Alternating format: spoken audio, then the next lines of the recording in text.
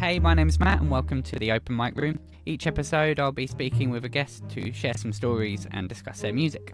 In today's episode I'm joined by singer-songwriter Katie Brown. How are you doing today, Katie? Yeah, not too bad at all. Really excited.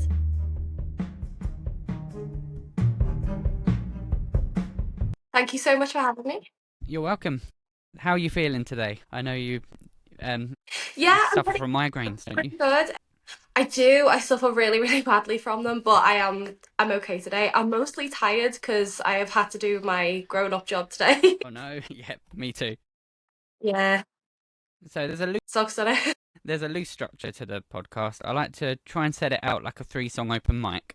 So, kicking things off, what song would you start with at an open mic if you were trying to get people's attention? And a song that sums you Ooh. up. So, if we only heard one song today, we could go away sort of knowing what you're about.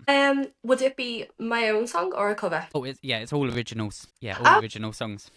I think the song that would sum me up the most at an open mic would probably be Insomnia, it was my debut single, and I don't sleep at all. And when I'm gigging with this song, I always open it with just a little kind of nod or shout out to my other half because he suffers it just as much as I do.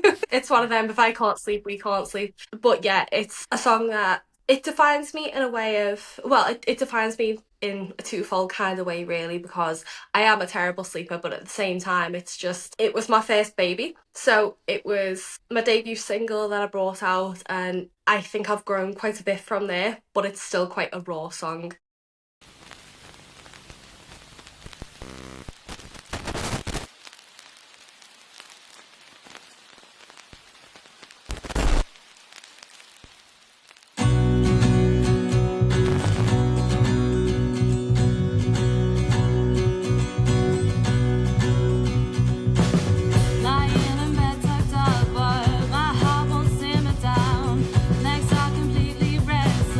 My lips can't stop.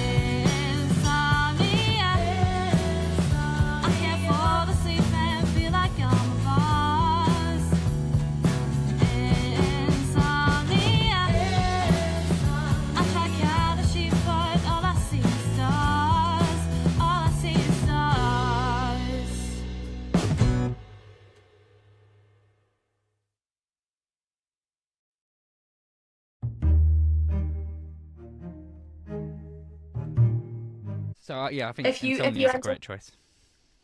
thank you very much. By the way, if you end up hearing any kind of meowing, it's because I have a black cat circling me at the minute. You've got a black cat as well. Oh, we've got two black I cats. have. Yeah, Millie's a very, very chatty little lady, so she may interrupt every so often, but hopefully not too much. She's welcome. So for people hearing you for the first time, how would you describe your music in your own words? What sort of genre? Oh, so I actually do get asked this quite a bit. I would say I'm kind of acoustic, a bit folky, a little bit indie because I've grown up listening to all sorts really, but especially with being a Scouser as well, we get influence from a lot of different places. One person that I've been likened to a lot, which I take as such a huge compliment, is JB Webster, and I absolutely love that. I love the fact that I've been referred to as like a female Jamie Webster before.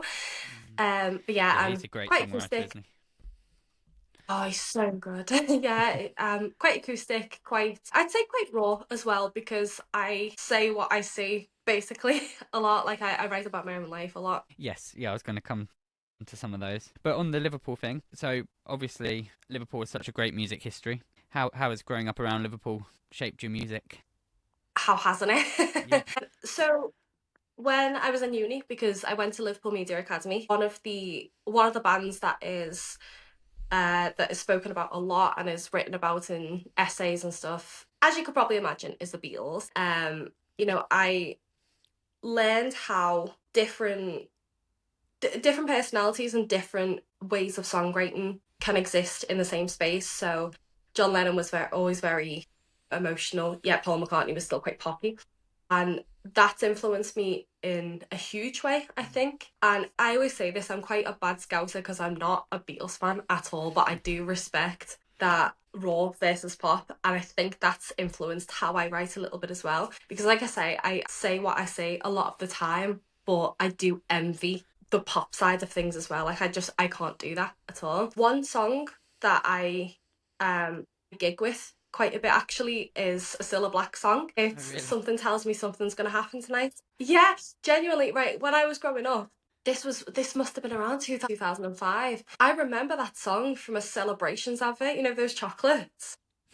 And I Okay, yeah. remember my mum telling me that that was a Cilla Black song and me being like, the woman from Blind Date, really? She used to have a music career. But yeah, like music is such a huge part of Liverpool and the nightlife and getting to know all these different bands and different musicians. Well, one band that I would say really, really quite shaped me actually was the Zootons and Oh, Valerie and okay. how impactful that song is and stuff. Because um, I love the Mark Ronson version, absolutely love it.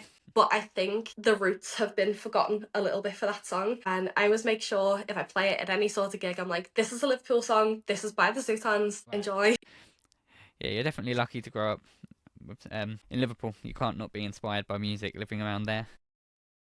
Absolutely. So you'd be starting the set with Insomnia. I'd written Oh, down yeah. a couple. I thought maybe Struggle would be a good opener as well. You know what? It has been quite a popular song since it's been released. And honestly, I couldn't be happier about that because I think I think it was one of the first relatable songs that I wrote that pretty much anyone in any industry, well, any working industry could relate to because it's about a retail shift. I've been a retail girl my whole Oh, life is that and right? it's just about being late for work, but people seem to love it. Yeah. Yeah, it's one of those songs that you could take and it could fit a different all sorts of scenarios, really. Oh, absolutely. Yeah. Oh, yeah. Yeah. Okay, so that was the first section. I like to bring the mood down for the Mhm. middle song. I call it the Sad Song Society because I'm on a mission Oh, to all make right. sad Okay, songs let's cool. go. I love a good sad song. That's why I write so many of them. Yeah, me too. I love a song that when I'm driving can really get in your head. So the obvious standout for me was Over the Water. Can you tell us a little bit about that song? Yeah. So I wrote that song when I was well. The song has been around longer than before it was released because my parents split up when I was 14 and I'm from Liverpool but we moved over to the Wirral over the water Okay, so that's and the Mersey that yeah you're referring the to there. Mersey Yeah. Tunnel Mersey River, yeah. Yeah. And it was basically just an angsty teenager trying to make sense of what had happened, because it was, not to get too personal, but it was something that I had anticipated for years happening, and then it happened and I just didn't know what to do with myself at all. But my mum has now been with my stepdad for about 15 years and he's lovely. But I do feel a little bit guilty sometimes when my dad has listened to that song, because it does make him cry. Right. It's a song I needed to write, and it's a song that does resonate with a few people. I have had that at gigs before where people have come up to me and been like, yeah, I'm going through a divorce myself, you know, I'm thinking about my kids as I'm listening to that, and I'm like, oh, It's I'm glad so, you like the song, but I yeah. didn't want to make you cry. No, that's brilliant. Yeah, you don't often hear a song like that where you can sort of hear the child's perspective. Well, yeah, I do think songs now, especially in like a more programmed age as well, I feel like emotional songs need to come back a little bit as Mm. well. So I'm glad that Over the Water has resonated with people, because it's a song that came straight from my heart.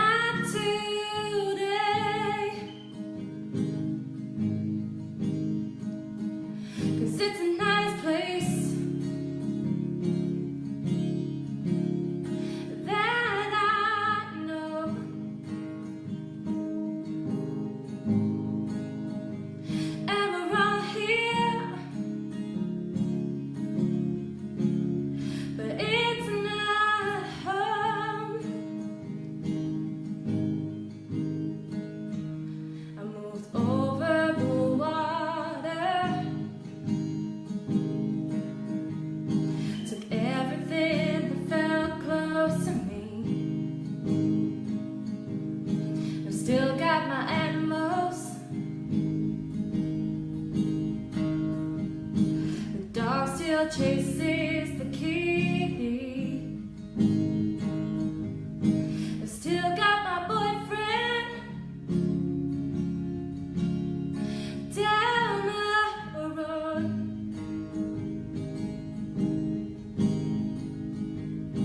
'Cause I'm closer to him.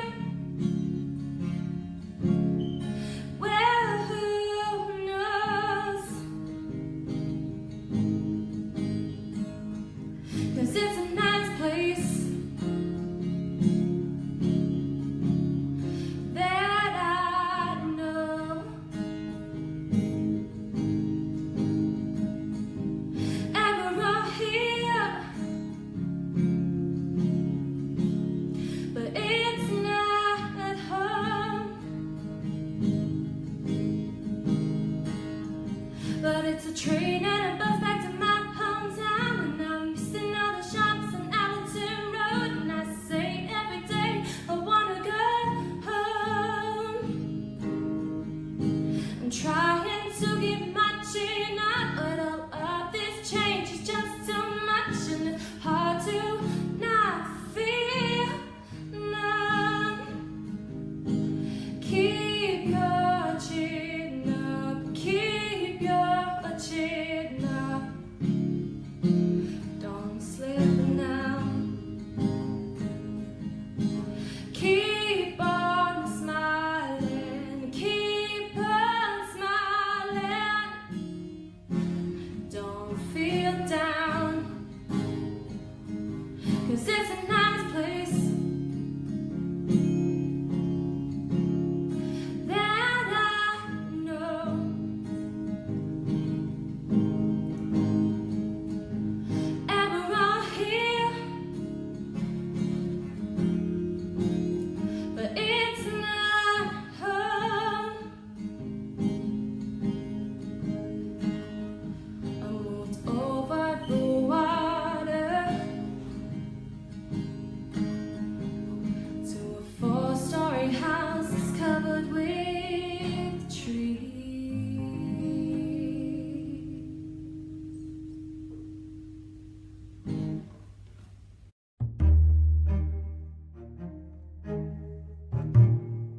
4-story house. I haven't seen many 4-story houses.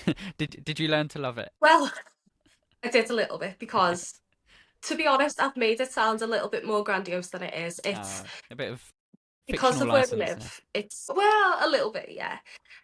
It's a big house, but it's more of a tall house. So I'd never seen that many stairs in one house in my life. So I was like, oh, this has actually got 4 floors. This is crazy, but it's skinny. What's happening there? So I'd moved from a little semi-detached in Mossley Hill to Oxton Village, which was just a massive house. What? So that leads on to my next question. Is there a lyric you've written that sort of still hits you now every time you sing it? So yes, there's a song. It's not released yet. It will be released at some point in the future. But I wrote a song called Lockdown Air, which it was about 2020, but it was about October of 2020 when we were still in the thick of the pandemic, but it was getting colder and it was like in the first week of the second lockdown, and I have a black Labrador called Charlie. I took him out on a walk and everywhere was just deserted, but it was lovely to have that time with my little bestie. And when I first started gigging with this song, there was one line at the end that I used to make me cry because of the fact that it was written in the pandemic and I was so isolated and stuff. And it's a line that goes, get to our front door, turn on a light, bend down to my best friend and hold him tight. Oh, And yeah, it's about missing because your best friend. it was such exactly, and that time was just it was a crazy time for everyone, but we had the animals and it made everything just a little bit better. Do you know what I'm starting to find with talking to different musicians? In this section, the pandemic seems to come up every time. Oh yeah. It's still, what are we, 6 years on now, and it's still Yeah, hitting it's people. impacted everyone, hasn't it? Well, funnily enough, actually, I think it might have been the song that triggered me to write Lockdown Air. There's a singer in Liverpool, also a Katie, actually, her name's Katie Nicholas. She wrote a song called Cabin Fever, and that song is just incredible. She wrote it through the pandemic, did her own video and all that, and it summed up everything. It's just such a good song.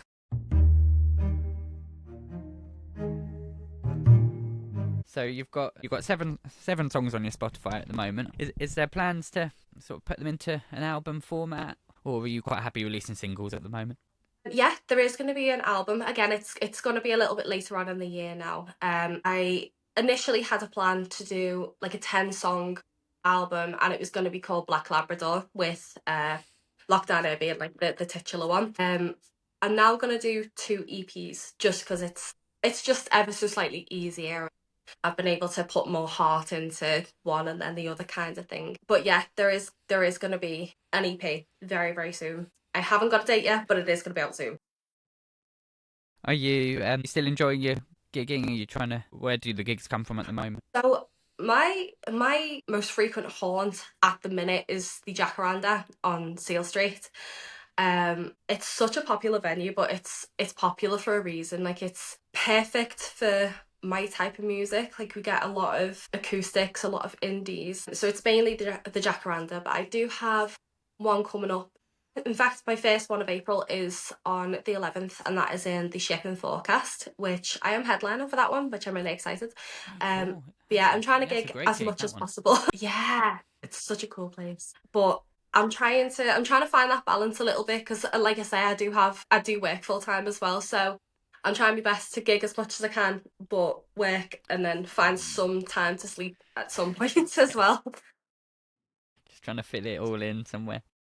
So at your gigs, what do you want people to feel when they're hearing your music? What's the vibe? Well, so the vibe for me, I like to mix it up a little bit. I have one song called Lavender Meringue, which is I've dubbed as being the only disco song I will ever write. Well, not disco, but the only lively song I will ever write. I don't want that to be true all the time, though. I do want to write more upbeat stuff, but I like to mix the vibe up. Whereas right now, because, like I say, I very much say what I say, I'd like people to feel heard when they listen to my music.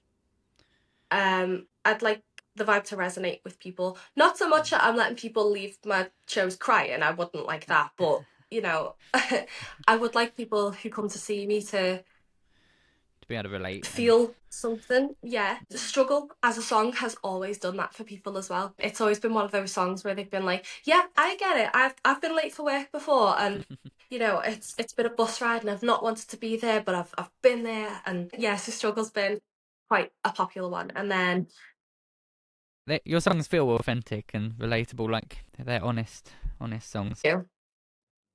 Oh, they're very honest.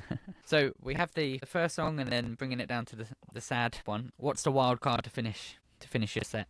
You've already mentioned Lavender Meringue there as an upbeat one. Perhaps, but then you've also said Struggles popular. I think my wild card, you know what? My wild card would be my latest one, Liable. Because, again, it's something that when I'm about to play it, because it's new, I leave it till the end because I know it's going to be a great one to go out on. What I have to say as a bit of a disclaimer before I play it is that it's completely fictional. It's not happened. No one's cheated on anyone. It's just, I got this line in my head and I had to, you know, one of them where you get a line and you just have to expand on it, otherwise it's going to leave you. And, excuse me, the line was, rain falls into your cigarette tray, washing out anything that's left to say. It's the only Brilliant. It's the only song I've ever had, well, so far at least, where it's got a bit of a country feel to it, but I'm not a country artist, so I had to really, really get the imagination flowing and get like how angry would I feel if this happened, you know. It's fun at my gigs. It's so fun to play at the end of my gigs because I do get people, especially women, coming up to me and being like, yeah, you go girl. I'd be fuming too. I've got to say to people, it's all right, it's not happened, honestly. Who was he? Yeah.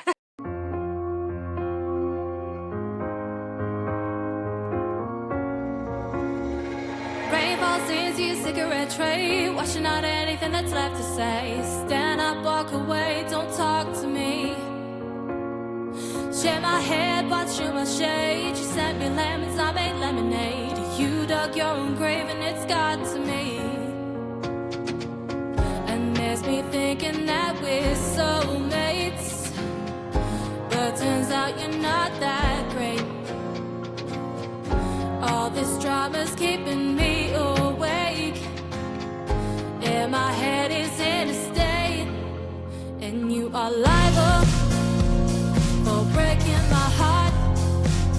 How did you think I wouldn't see?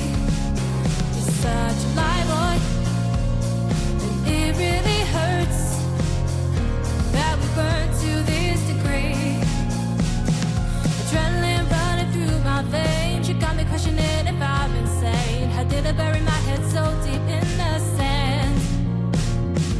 You complete, I love you, babe, but that makeup is not my shade. How many more lies will I give you my hands? And there's me thinking that we're soulmates, but turns out you're not that great. All this drama's keeping me awake, and my head is in a state. And you are liable for breaking my heart. How did you think I wouldn't see? You're such a lie, boy, and it really hurts that we burned to this degree. And you are liable for breaking my heart. How did you think I wouldn't see?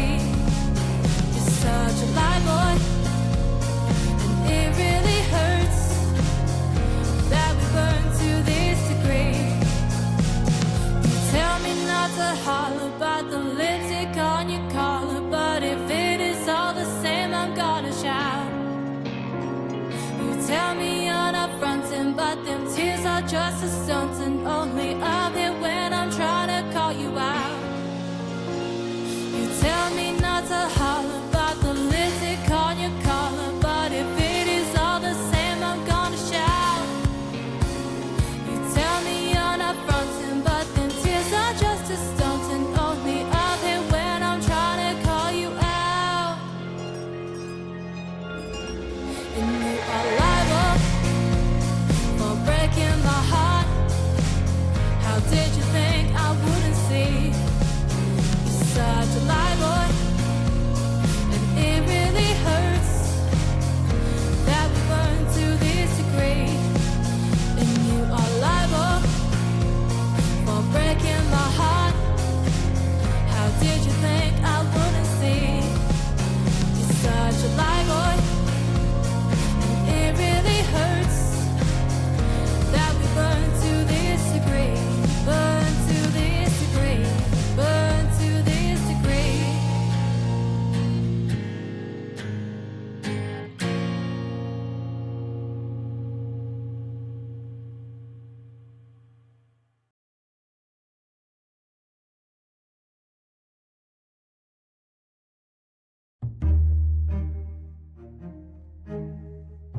that song's got the most hits on Spotify. Is that right?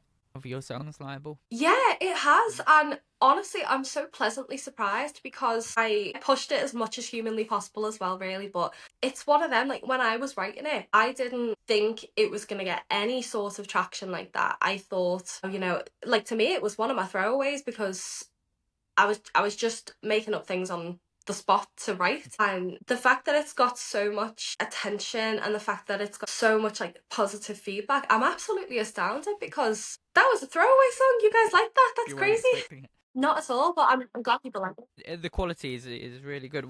Where did you record it? Well, my other half is a technician in SA Institute, which is a uni in Liverpool. That's useful. And it is very, very useful. But yeah, I recorded it in the studios in there, and then it was mixed and mastered by a good friend of ours called Savio Isak.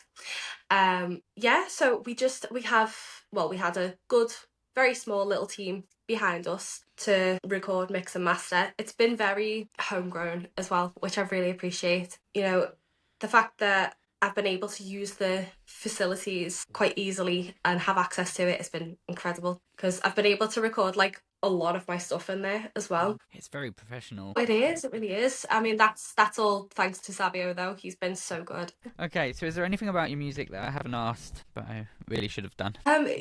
Yeah, no, I keep on forgetting that my YouTube is even a thing. It's so crazy though because I do come back to it every so often because I watch a lot of YouTube, and just on the off chance of have I had any more views recently, I'll come to the views and be like, people still know I exist. That's cool. There's just so many platforms, aren't there? Difficult to keep up.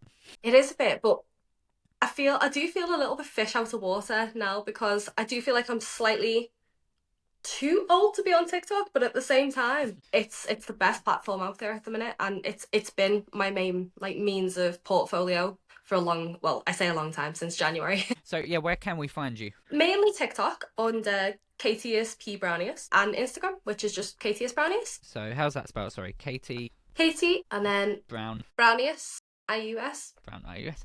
Easy. Yeah. And then for my TikTok, it's just KTSP Brownius. I do have a middle name, but no one else is allowed that. So for any gigs coming up, where would you be putting those? Mainly on my Instagram. Yeah, Instagram is where we get all of our updates, and all the serious stuff goes onto Instagram. So Instagram.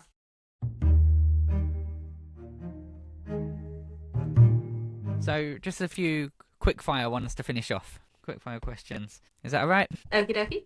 Yeah, absolutely. The first song you ever loved? Oh, see, I grew up listening to a lot of music, but the first song that I heard that absolutely resonated with me was Fairy Fella's Masterstroke by Queen. Queen. Because I'm a massive Shakespeare head as well, and the fact that that's based on A Midsummer Night's Dream it's just the icing on the cake. Yeah, basically any Queen song. Yeah, great choice. A dream venue to play? Well, that is a hard question. I know. Goodness me. You know what? It sounds a little bit simple, but the Liverpool O2 Academy, because it's still nice and intimate, but it's a well-known venue. You'd have to say somewhere in Liverpool there. So 3 more. One artist you'd open for? It's a great thing. See, if they were still going and still going strong, Fleetwood Mac. So studio or live performance? Do you prefer the creating and recording the music, or being out there and playing your songs live? Oh, live every day of the week. I mean, I do love the recording side of things. It is fun.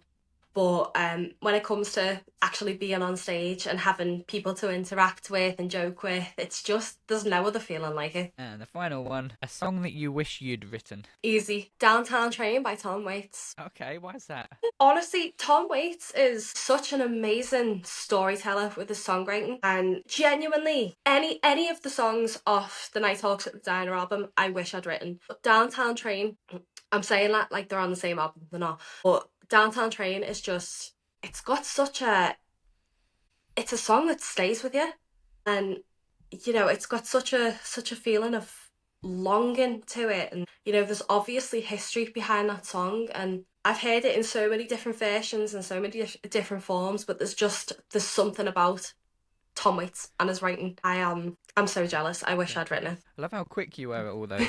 You'd think I'd sent you the questions before. Thanks for that. Yeah, it's been nice talking to you today.